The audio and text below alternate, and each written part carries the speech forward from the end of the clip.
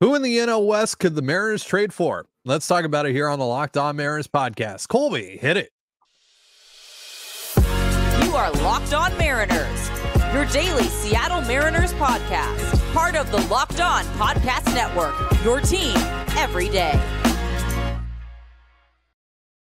Ahoy, sailors. It is Wednesday, November 8th, 2023. This is Trident and Colby Patnode for the Locked On Mariners podcast, brought to you by FanDuel. Make every moment more. And right now, new customers get $150 in bonus bets with any winning $5 moneyline bet. That's $150 if your team wins. Visit FanDuel.com/lockedon. That's LOCKEDON to get yourself started. Thank you so much for making us your first listen. Subscribe, like, and turn on alerts if you're watching on YouTube, or subscribe and leave a 5-star review on your preferred podcast platform if you like what you hear. And if you're part of the crew and rock with us every single day, let us know in the comments below. We'd love to hear from you. And if you want to hear from us even more, please consider signing up for our Patreon. You can now get a free 7-day trial to check out the show. The link, as well as our social accounts, is in the description of this episode. So after wrapping up the American League side of our division by division trade preview yesterday, let's look at the NL West. And we're going to start with the Los Angeles Dodgers. Colby, what are your thoughts on LA as a trade partner for the Mariners? Not a good one. There really isn't a ton here for Seattle to take by. Max Muncy is a guy who would have made some sense in the last year of his deal, but he signed an extension, so he's off the table. Obviously, the Dodgers aren't going to trade Mookie Betts, Freddie Freeman, or Will Smith, so they're off the table. The Dodgers do have some pitching needs. They're heavily rumored to be the front runner for the Shohei Ohtani sweepstakes, but Ohtani's not going to pitch this year. Kershaw is a free agent, and he's also out for the next 6 to 9 months. So he is, even if he re-signs with the Dodgers, which I think we all assume he will, he's not going to be ready until, the middle of the year, and Urias has his own issues. He's not coming back. The Dodgers do need pitching. So in theory, they would be one of those teams that could make some sense for Miller or Wu, but the Dodgers can just go buy the pitching. The league minimum salary isn't that big of a bonus to them. But also they just don't really have the pieces to get one of those guys. Like Outman's probably the closest, and if you're Seattle, you probably want somebody a little bit better, more proven than Outman. And then, Michael Busch is a bat that looks like he could play in Seattle, but he is a DH only. He's left-handed Ty France, basically. You hope. And then Gavin Lux is coming off of the major ankle. Was it an ACL or was it just the ankle? I think it was an ACL. Yeah. So he twisted his ankle bad and his knee kind of went backwards in spring training. So those are two guys that are fairly interesting, but you just really don't have the pieces to go get those guys. And you're probably not trading Miller or Wu for a prospect package. And other than that, the two teams don't really line up. Seattle doesn't have a lot that the Dodgers would want, and the Dodgers don't have a lot of that the Mariners would want. So, maybe there's a Gatterall or a Phillips or a Ferguson trade. But more likely than not, there's just not really a good fit here. Unless it's some kind of smaller prospect for prospect or prospect for role player type of deal. There's just nothing here that's going to, mean much, I guess, for the 2024 roster. Yeah, I think that they would have interest in Miller or Wu because they obviously need help in the starting rotation, but I don't think they're trading James Outman for either of those guys. And I like Gavin Lux, but I don't necessarily feel comfortable about trading one of my starters for Gavin Lux right now and at this particular point in his career. So yeah, I mean, maybe there's a reliever trade here. Maybe there's more of a minor-ish trade here between these two teams, but overall, I don't see anything big picture-wise between these two clubs. But we'll see. So the Arizona Diamondbacks, they're coming off of a World Series appearance. I would assume that they're going to look to build out their Major League roster a bit more. That's going to be their main priority this offseason. But they've been a little bit weird in terms of their roster build over the last few years. So who knows what they might try to do here. I know you really like Christian Walker. Is there any chance you think that the Mariners could land Christian Walker this winter? I'd say pretty slim. The Diamondbacks have a unexpected windfall of cash coming to them thanks to their deep playoff run. But like you said, the Diamondbacks are kind of weird. They're perpetually like refusing to rebuild, yet they spend money, but not, nearly enough. They're just kind of this weird middle ground team. But Walker is a guy who arguably the best, or, one of the 5 best first basemen in all of baseball when you factor in defense and overall hit tool, and of course the power. So I doubt that they would actually trade him with 1 year left. But if he was available, then Seattle should be very interested because he's a really good fit for what your club needs. But I don't see it. I doubt it. But yeah, I am certainly interested. So anything else here in Arizona that you think the Diamondbacks would actually be willing to part with that the Mariners be interested in? I mean, Corbin Carroll. Right. But right. Yeah, I don't know. Like, are they willing to part with Ketel Marte? Maybe. They might be. Like, I can't say no. I doubt it, but I can't, definitively say there's no shot. Right. And then, yeah, I think, Zach Gallen, maybe if they didn't, make the deep run they did this year, he might be kind of a surprise trade candidate. But no, I think, we're all thinking about the same guy here. And it's, Paul Sewald, who had a legendary run in the playoffs, not including the World Series, unfortunately. But he was pretty mediocre for Arizona after the trade before the playoffs started. And he's due to make, I think, $8 million this next year as his last year of arbitration. I don't think that the Diamondbacks are going to non-tender him. I think they'll tender him a contract, and then I do think that there's a strong possibility they could trade him. So, I mean, that's kind of the guy that I think most people want to talk about. But there are some minor, like Dominic Fletcher, if you're looking for like depth. And that's who I was going to mention. I was going to mention Fletcher. I was also going to mention maybe Jake McCarthy. Yeah, I mean, Diamondbacks are in theory a team that could have interest in Eugenio Suarez as well. Right.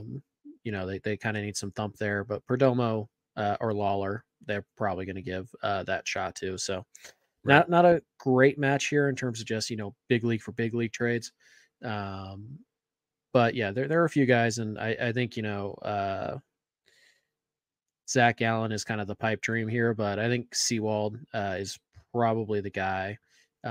Maybe a Joe Mantiply if you're looking to build out the middle of your bullpen, but again, just not a ton here. I like Walker. I like Marte. I think they'd be great fits in Seattle. I just don't think Arizona is going to trade either one of them, which, kind of leaves Sewald as the obvious name.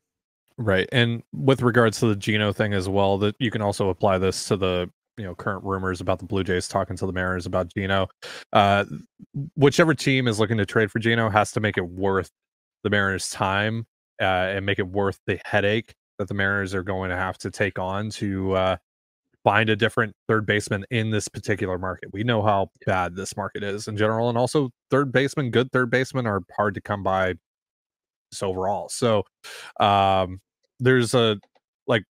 while there's definitely valuation within the Diamondbacks organization that is appropriate for a Geno trade, that might not be something that the Mariners would be willing to say yes to, because again, it's they want to build out their major league roster as well, and it's going to be a tall task to go out and get a guy that you can replace Geno with and feel good about as well. So there's a finite amount of trade ideas there, whether it be with Toronto, whether it be with Arizona, or really any team where the Mariners are actually going to say yes to a Geno deal. And a team is probably going to have to overpay for Geno in order for the Mariners to part ways with him. So again, that's just the circumstance of the market, right? That's not like, well, we could talk about trades in a vacuum. circumstances obviously matter. Context obviously matters when we're talking about these things. So yeah, I don't expect Geno. Just to quickly like address the Blue Jays rumors and all that going on right now. I don't expect Geno to get moved this offseason for that very reason. But yeah. So all right, we're going to talk about the Giants, Padres, and Rockies. See if those teams have anything the Mariners should be interested in just a moment. But first, a reminder: this episode of the Locked On Mariners podcast is brought to you by FanDuel. Score early this NFL season with FanDuel, America's #1 sportsbook.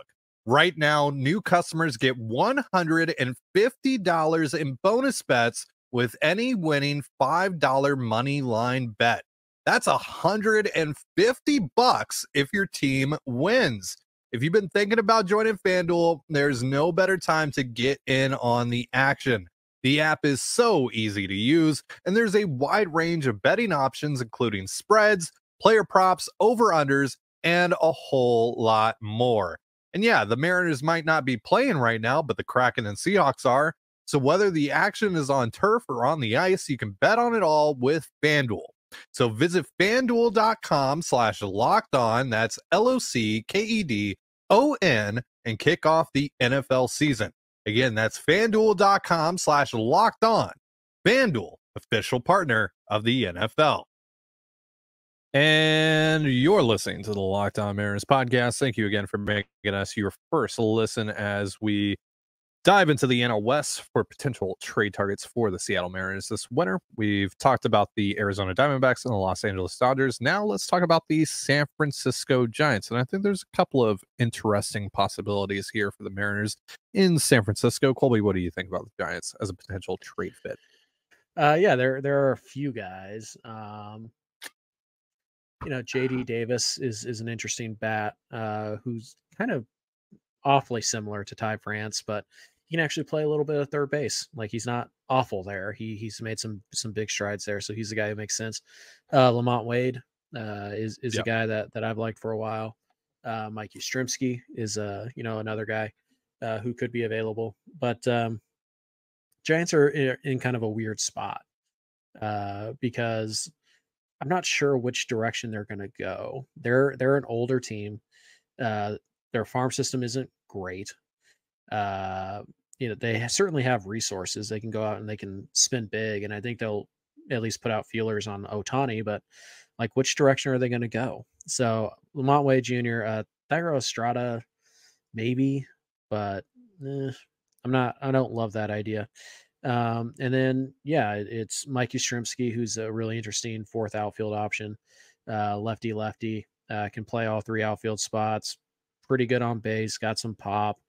So he's the guy. Wilmer Flores, if you're looking for a guy who crushes lefties, it could be him. But yeah, other than that, not a ton here. There is a reliever who made his debut last year, who I am very interested in, but he has 5 years of club control left, so I doubt they'd move him. But Ryan Walker, a lot to like about Ryan Walker. Go look at his StatCast page. And tell me he's not an interesting guy. So, and then I suppose it's possible that they could trade Michael Conforto, who just opted in. Sure. But you're mostly looking at kind of, guys who you would hope would be the third best bat the Mariners bring in this winter. But there are a handful of guys, most of them left-handed bats. Yeah, I like Yastrzemski as a possible fourth outfield type, or if maybe they don't add their big bat in a corner outfield spot, I'd be fine with Yastrzemski if like they went out and made a splash at, second or just another position in general. That's not outfield. Though I think that most likely outcome here is that if they add a big bat, it's going to be in the outfield. But nevertheless, I like Yastrzemski quite a bit. So yeah, there's some interesting fits here, and maybe there's a couple of options in the bullpen. The Mariners and Giants always make trades, whether it's in season or before the season. It's just they've never really been that big of trades. The biggest trade is probably Tom Murphy, right? And that was like a whatever, like no one's even really thinking about it type of deal at the end of spring training. Murphy hadn't even played for the Giants. They had claimed him off of waivers from Colorado before that. There was the Matt Boyd trade. There's Kurt Casale, all that. Prolanda Barella. But maybe they'll actually swing a bigger, more noteworthy deal It's not going to be a blockbuster by any means, but I mean, if you see Mike Yastrzemski come across the ticker or Thairo Yasada, like that's a legitimate dude that could really help the Mariners in 2024. So I would keep an eye on them for sure, because those two teams definitely have a rapport with one another on the trade front. So let's talk about the Padres. I mean, this is kind of the marquee team in terms of this discussion today, because of a certain corner outfielder who has a year left of club control that is probably going to get traded this winter. A lot of people think he's going to get traded this winter. That's Juan Soto. And the Mariners have obviously been linked to Juan Soto a little bit more so in terms of like, hey, the Mariners should trade for Juan Soto, rather than like, hey, the Mariners are actually interested in Juan Soto. But nevertheless, it does make sense a little bit on paper. I mean, of the teams that should be, in theory, willing to take on the $33 or so million that Soto is owed in arbitration this year, the Mariners probably have the best package to offer the Padres, given where the Padres are at right now. And we all know about the loan that they took out. It seems like they're going to want to reduce payroll this winter. So let's just talk about Soto. Let's get this out of the way. I do think it's something that we can't completely rule out, but I don't think it's very likely. What do you think a Juan Soto trade would look like with the Mariners? Stupid. I thought you were in favor. I thought we didn't we talk about this like a month ago, and I thought you were like kind of in favor of it. I mean, if I could get him for like what I would actually give for a 1-year contract guy, sure, but like, well, what would you give? What would I give for 1 year Juan Soto? Yeah, Jared Kelenic. That's it. I mean, like, it is Juan Soto. I know it's only for a year, but I know it's for a year. And by the way, let me stop you right now in the comments. You don't get to factor in a possible extension into the trade. Right, and also, let's be real. Juan Soto is not signing an extension with the Seattle Mariners. That is not happening. He's going to hit the market at what, 26, 27? He's going to get his $400 million. The Mariners aren't going to give it to him. Yep. So I know for a fact that it is a 1-year acquisition of Juan Soto. Does Soto put me over the top? No, he doesn't. And if I have to give up Miller or Wu, then I'm probably gaining 2 wins max. I mean, Juan Soto is a 5-win player, 4 or 5-win player. But that's all bad. You're not getting anything defensively. You're not getting anything on the bases. And again, it's 1 year. So if we're talking about, my guess is what the Padres would look for, and this is just a guess, it would be Miller, Kelenic, Ford, or Young, and I'm out. So if it was for 2 years, I'm interested. If if it wasn't like, if it was 2 years of like Logan Gilbert for 1 year of Juan Soto, I'd be interested. But there's just not a fit. Like, what are you going to give the Padres that isn't a gross overpay on your end, and also doesn't create holes? Because you're not going to trade for Juan Soto with just prospects. Not going to happen. Padres are going to want major league players. And because of their financial troubles, probably cheap major league players. And the cheap major league players that Seattle has to offer, Miller, Wu, Kelenic, and then a major cliff after those 3 guys. And then we're talking about Caballero, and then the relievers. Right. So I don't see it. I don't see it. Look, at the end of the day, if the Mariners acquire Juan Soto, I'll focus on that end of it more than what they gave up. But the Mariners, like, if the Mariners did make that trade, they would get better in the interim, right? They would get better in 2024. But as you said, that's not the only thing that they have to do, right, to make this roster what it needs to be. And $33 million. We talked about this with the Teo thing yesterday. John Stanton's probably going to heavily restrict Jerry Dipoto and Justin Hollander financially this offseason. So $33 million is going to cut into a lot, if not pretty much all of what they have to spend this year. I mean, we're guessing, but based on pretty safe assumptions, based on history. But again, so yeah, so like while Soto makes you better, you still need to do more after Soto. And if you don't really have that much money after acquiring Soto to work with, it's going to be very, very hard for you, especially now that you've traded away assets, right? So now you have less assets to go out and get cheaper players on the trade market as well. It makes the rest of your roster build very complicated. So it has this trickle down effect that you really have to be careful with if you do trade for Soto. Now, if, for example, Michael Wacha had opted in and it was Soto and Wacha, Right. then I'm willing to give more. But just for Soto, like I would give up one of the top prospects, one, and then probably a, somewhere in the 7 to 10 range prospect. And then, so it'd be like something like Harry Ford, Jonathan Clase, and I don't know, like Tyler Locklear or Laz Montes, maybe like something like that, but it's just not going to get it done. And Soto's just not a realistic option. It's I would give them Miller or Wu if I knew that Stanton was going to give me the money that it takes to go out and get like Sonny Gray or Shota Imanaga or Michael Wacha or someone like that. Even then, I'd like, can you give me Soto and Jake Cronenworth? Because now I'm interested. But just 1 year of Soto, it's just not enough to give away, major pieces.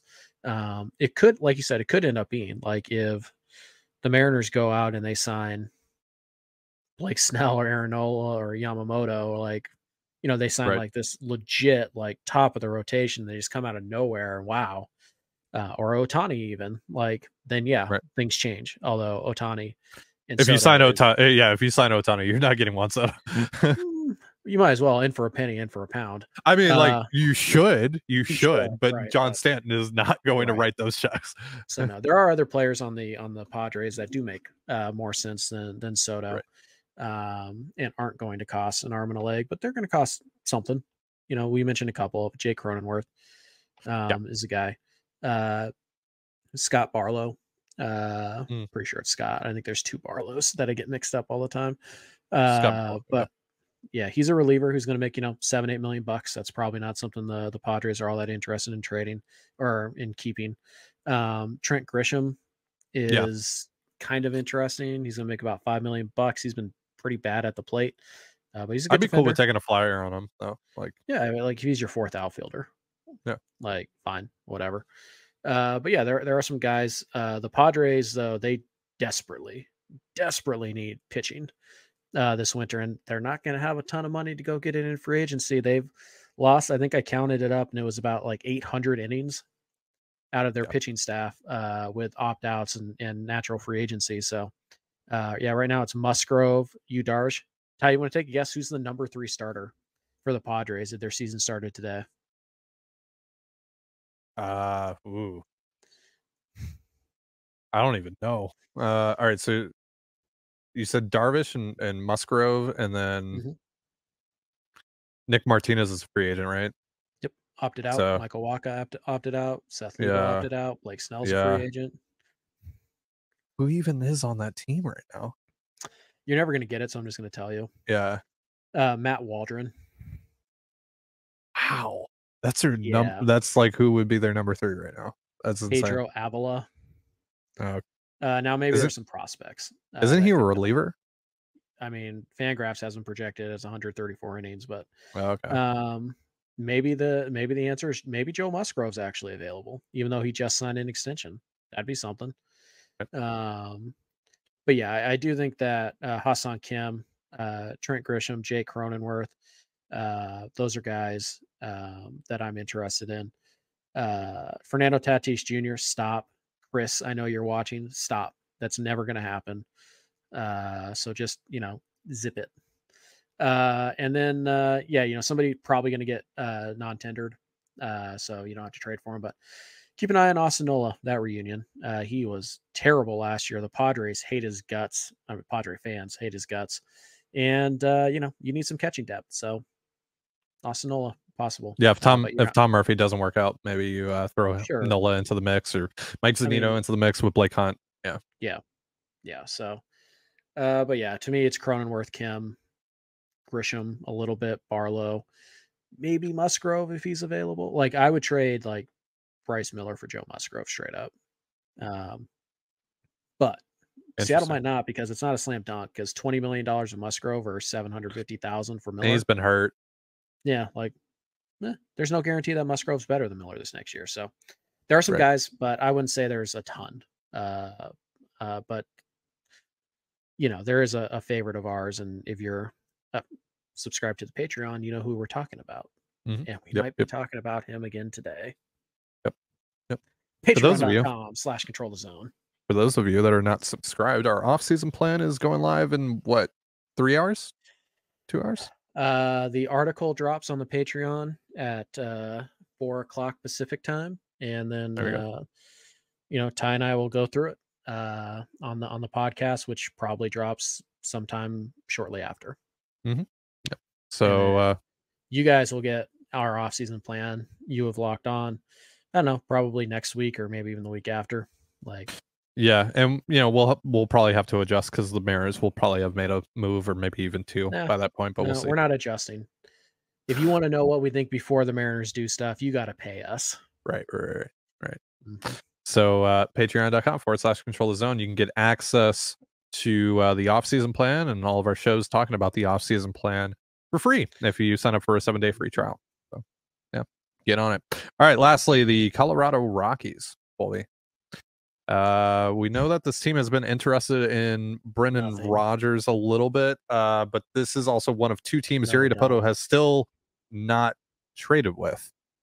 Sure, let's get this out of the way. We don't know that they've been interested in Brendan Rodgers. That was speculation. I was told last year that they had talked to the Rockies about Brendan Rodgers. Your source. All right, cool. So yeah, because your source is contradicting me. I don't believe it. Right. Yeah, but honestly, there's not a ton here. My source doesn't fit your narrative. Yeah. Besides the fact that the Rockies are a dumpster fire and probably the worst run organization, not named the Los Angeles Angels of Anaheim, in the entire sport. I guess Oakland's probably up there too. Man, what is going on? But this team's a dumpster fire. They just gave Charlie Blackmon an extension. They just gave who's the guy that people wanted to trade Julio for a few years ago? I can't remember. Herman Marquez. Yeah, they just gave him an extension. What are you doing? They bid against themselves for Chris Bryant a few years ago. What are you doing? That team is after trading Nolan Arenado for nothing. And after they didn't trade Trevor Story, or I don't even think they put a qualifying offer on him, did they? I'm pretty sure they just let him walk. I can't remember. Yeah. So yeah, that organization's a dumpster fire. So if you're looking for guys who might fit from that terrible team, Ryan McMahon is about a league average bat who looked like he was in the middle of a breakout year, but he fell hard. Strikeouts shot way up. So that's probably not it. Good third baseman. So they do trade Gino. Maybe that's the guy they go get, but he is not a good bat. Like you said, Brendan Rodgers is interesting, but hasn't really quite broken out yet. You kind of keep on waiting for more out of him, and it just hasn't shown up. Well, now he's ARB eligible, and there's no guarantee that he's even better than Dylan Moore or Jose Caballero. I mean, there's more upside there, but yeah. I mean, Elias Diaz as your number 2 catcher, maybe, but the Rockies probably All-Star Game MVP Elias Diaz. Yeah, they probably view him as a star because that's how stupid the Rockies are. I'm dead dumbest front office. I can't even imagine a dumber front office because at least the Angels moves that they make, they all make sense to some degree. We just know they're not going to work, but at least they make some sense. The Rockies have an offseason plan and they just spin a wheel and throw darts at the same time. And that's how they decide what to do. They're so stupid. They're not trading Nolan Jones. And that's really it. I'm not interested in taking on a penny of Chris Bryant's salary. Their pitching staff is garbage. There's nobody there. I mean, Justin Lawrence, maybe, but no, this is just a really bad team, and there's not a lot here, and there's not a Garbage. ton to be excited about in the farm system either, and they're just spending stupid money on bad players. And again, you want your team to spend, but you want them to spend wisely. Otherwise, you end up with the albatross of a contract in a Chris Bryant. Like, they'd have to pay him for another like 6 years. Like, it's bad. It's a dumpster fire. It's not a good roster. Nope. So yeah, there's just not a lot here. It's either Ryan McMahon or it's Brendan Rodgers, but both of those guys are below league average bats for their entire career. They have been. So just look elsewhere. I mean, good Lord. Rockies fans, you have no shot for the next like half decade. None. Zero. Yeah. Not even a ray of hope, really. Yeah. It's really sad. All right. So that's going to do it for our show. Question of the day. At least they have the Broncos. Ooh. They have the Nuggets. Hey. They have and the Avalanche. Who did I feel like the Avalanche had an early exit from the Stanley Cup playoffs last year. Who did that? Can't put my finger on it. I feel like there was a point where they like cheap shotted the other team's best player too and knocked him out for the series, and they still couldn't win. Right. Yeah. Right. Release something or other. But anyways. Give it to me. Release the Kraken.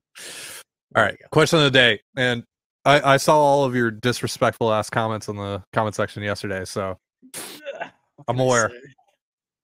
The disrespect has been noted, folks. It's been noted. Just get to your question of the day.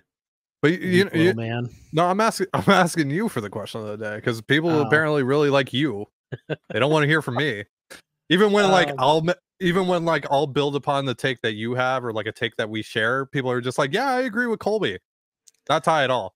Not like I agree with both of you guys. Nope, I disagree with Colby. I think that you're full of it. I think that you're just reacting. You're just upset that some people think I could beat you up. Right. Sure. Oh wait, Ty claims he's 6'1", guys. Did you know that? Yeah, I am. But anyways, how tall are you, by the way? I'm about 5'11". Okay. So not that much of a difference. 5'10" and a half to 5'11", somewhere in that range, I think. Yes. But yeah, so I don't know how long your arms are for the reach, but I don't know. I don't really have a question. I feel like I have long arms, but I've never measured. So yeah, neither have I. I don't know if I have long. I don't think I do have long arms, but anyways, I don't have a question of the day. I assumed it was your turn. All right, fine. Let me think of something on the spot. All right. So we've all collected baseball cards at one time or another. And there's always that one player that you just get like an absurd amount of cards of for whatever reason. So who is that player for you? For me, it was like David Segui. I had a lot of David Segui back in the day when I was a kid. Colby, do you have one? I don't know. I don't really collect baseball cards. Are you trying to flex your baseball card collection?